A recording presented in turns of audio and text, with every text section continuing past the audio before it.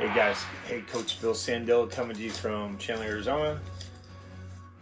And today we're going to talk about cancer and divorce. What a lot of people don't understand about me is that I'm a cancer advocate, stage 4 melanoma survivor, 3-time. And what I found recently, I'm a cancer advocate and I do talks and I also help other cancer patients navigate their journey. If you're just starting out, if you're in the middle, I help them with information on how to pay their bills, programs that they can get on insurance, finding the right doctor. I do this for free. I dedicate some time to this every week because I know what I went through when I was diagnosed with stage 4 melanoma.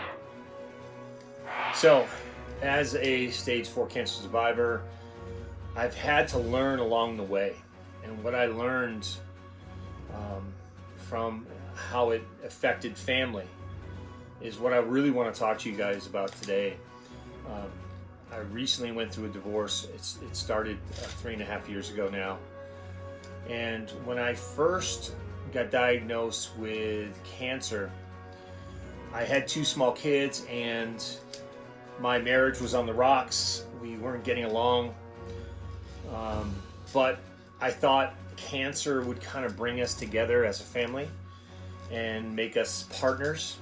And I talk about that, you really, really need a strong, the first thing I talk about when we talk about cancer, because I did learn some things about divorce and cancer, they go hand in hand. There's a lot of cancer patients are divorced, which I didn't realize until I started talking about this and started finding out that there is a lot more people like me out there whose spouse left them in the middle of their cancer treatments for one reason or another. But my marriage was on the rocks, even when I got cancer, and I actually thought that cancer was bringing us stronger together, would bring us closer, spiritually. It would bring us closer because we would fight together. I'd have somebody in my corner that would fight with me, but it wasn't the case. It was actually just the opposite. I didn't have a strong support system. I didn't have a lot of family here in Arizona, and I really leaned on my wife for support. But I always go back and I tell people, my marriage was on the rocks because of one reason. She didn't care. And if you realize in your own life, the little things, people got to care. And I tell my kids this too. You have to care about the little things. You have to care about what's important to others. Because if you don't care, then nothing's ever going to work. If I never cared about her personal well-being or what she believed in, or, there's no business to be with that person, right? So you generally, in a marriage, it's a partnership. It's checks and balances. It's assets and liabilities. Are you an asset or a liability in your own relationship? And, in my relationship, my wife was basically a liability. And I tell people, you have to take a hard look at your own marriage. And when I talk to cancer patients, you have to take a look at your own support system and circle of friends and family and see, who's a liability and who's an asset. Because when I got cancer, there was a lot of stress obviously put on the family.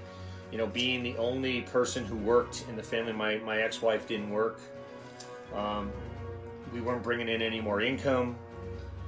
I had to dip into my savings after my brother and my family had a benefit for me. It was tough. I went 4 years, and you guys got to think about this. Think about this in your own life. Could you go 4 years without a salary? Did you have enough in the bank to help you? Well, obviously I had a little bit of money saved up, but I didn't have enough that wouldn't make us bankrupt, right? We exhausted kids' college funds. We did everything we took. But what I didn't know about cancer patients, I quickly learned through divorce. When I started talking to people, it was pretty evident that there's a lot of divorced people that are in the same boat I'm in, where their spouse just up and left because they weren't a strong person or they didn't like the person in the beginning. And having cancer adds more stress. It doesn't help the marriage. And in my case, my ex-wife left me 2 days after I returned home from one of my first jobs after I returned back to work from cancer, she ended up walking out on us, and she had it all planned, and it devastated my kids, devastated the family dynamic.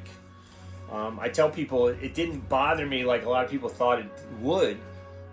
It bothered me because it hurt the kids so much, and we don't take in consideration, because we have our own selfishness, we don't take in consideration the other people involved, right? Again, it goes back to that word, if you don't care enough, you really don't care if you hurt somebody.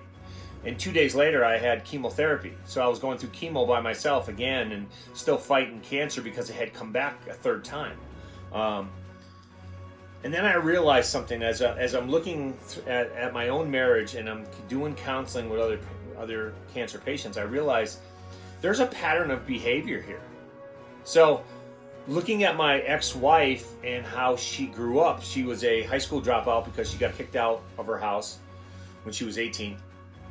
And when I met her, she was married.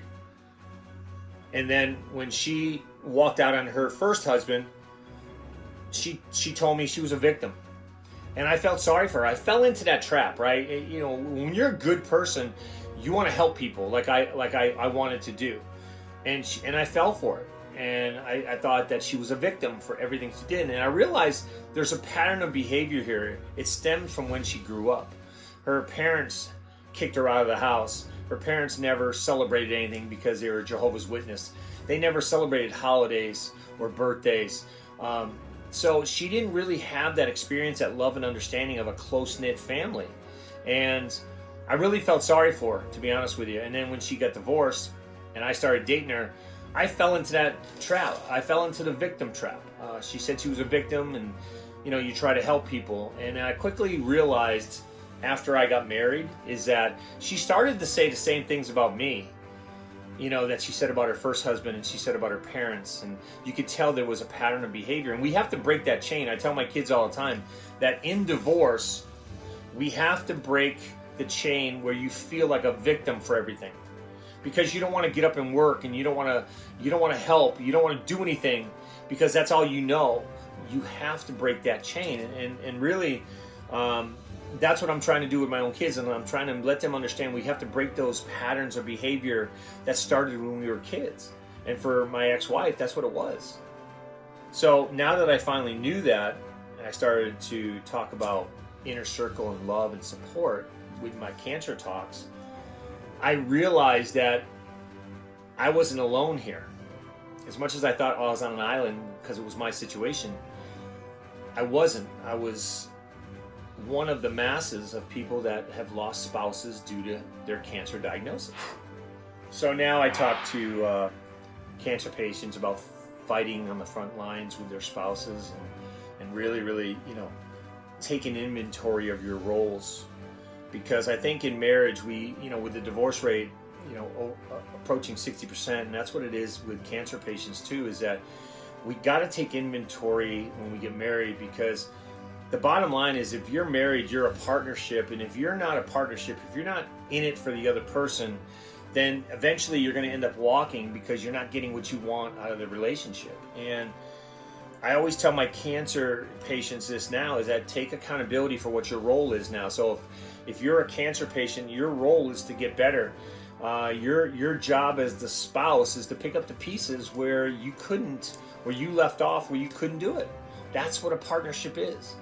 Is that if you were the sole breadwinner, now the spouse who didn't work has to find a way to pick up the pieces and go to work while you concentrate on recovery. I remember in my own marriage, and I knew it was over when I heard this comment, was my wife said to me, "I thought you'd be a nicer person with cancer." And I knew when I heard that comment that, there was no chance that we were going to make it, because, again, it goes back to that word, do you care? Because when I had cancer, my doctor said to me, you need to concentrate on you. Don't worry about the outside forces or the negativity around you, because people are going to try to hit you with that, and you don't need that in your life. And they were 100% right. So thought I'd be a nicer person with cancer. My ex-wife wanted me to make amends with everybody that wronged me. This is not the most important thing in the world when you have cancer, especially when you were diagnosed with stage 4 and you were given 6 months to live. This is not the most important thing on your mind, right? When a doctor goes back and tells you, go pick out your plot, go get your affairs in order. Do we want to be cremated? Living wills and all that stuff. This is not the most important.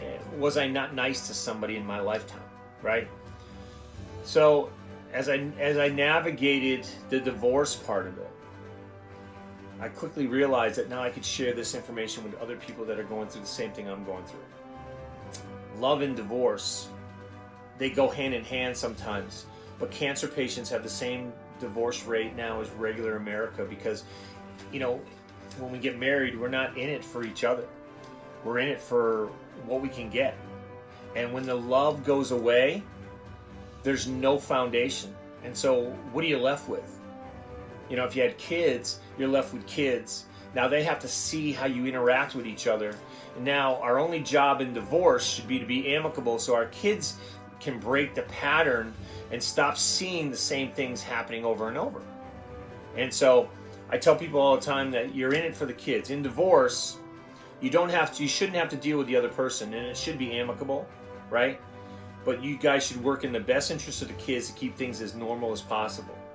In my own house, I got an ex-wife who's very vindictive because she realized that I was the last, paycheck for her. In a sense, I gave her money from the house. She took money from my savings account. I had to split my assets with her. And this is a person that didn't work for 10 of the 14 years I was married to her. Now she had to start over. Now starting over, she actually has to work. She has to maintain a life, right?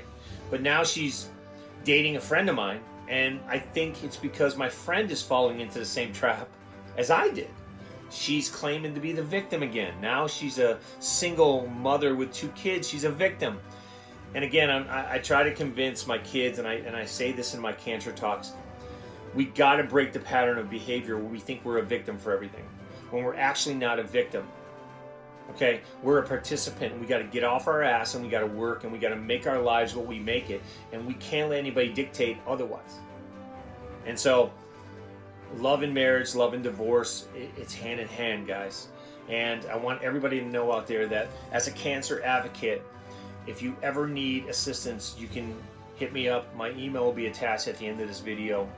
And you can always call me or text me or email me, and I can be there for you, because I think it's a big deal, because I'm raising 2 kids now that are 14 and 13 years old, and now they're growing up in this world where, it's easy to quit.